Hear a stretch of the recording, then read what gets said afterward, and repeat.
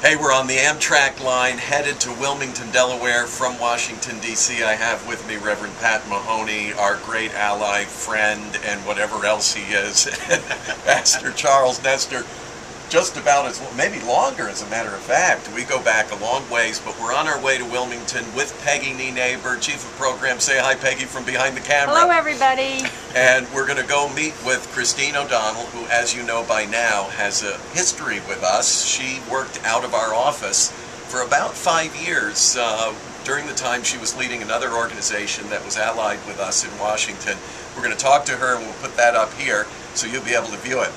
But I thought, while we're on this train, ironically, the very train, Pat, I would bump into Joe Biden on this train when he was riding the train. And she's now vying for his seat. And she's going to, looks like, could take his seat. So let's talk a little bit about this. Charles, I'll start with you, because as a pastor in Orlando, Florida, you have your own perspective on Election Day in general. What are you thinking of as a pastor? How are you guiding your people? What are your concerns?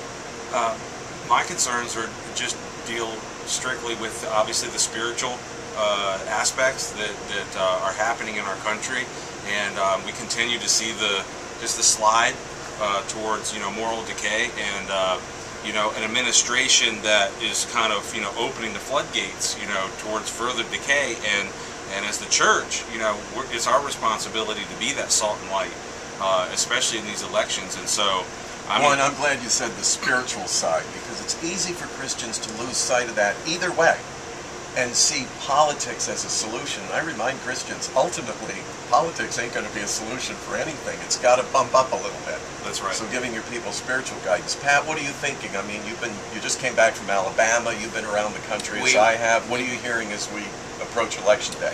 Well, number one, these are perhaps the most important midterm elections in our lifetime.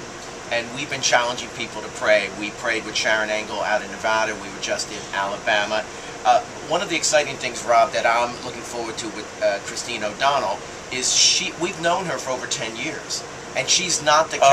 make it longer than that, 15 Pat. years. Sorry, Yeah, I don't know what calendar you're using, but a little while. The one that I don't have to look in the mirror on. This is she's not the caricature the media has made her out to be. She is a wonderful, caring person, would be a great senator, and she's an inspiration, I think, having 3 daughters, to young women getting involved, Christians getting involved in this arm of our faith journey. Well, make no mistake, we don't endorse candidates, and we're not endorsing one now, but we are talking about Christine because we have this link with her. Absolutely. And because this is an interesting race.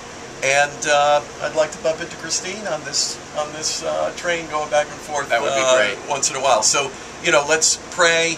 God's will be done. You make your own choices. You look at what's out there. You pray. Get yourself well informed. Do your duty and vote, and then relax and pray. Thy will be done on earth as it is in heaven. Peggy, thanks for holding the camera on this one. We'll let you know how it goes with Christine.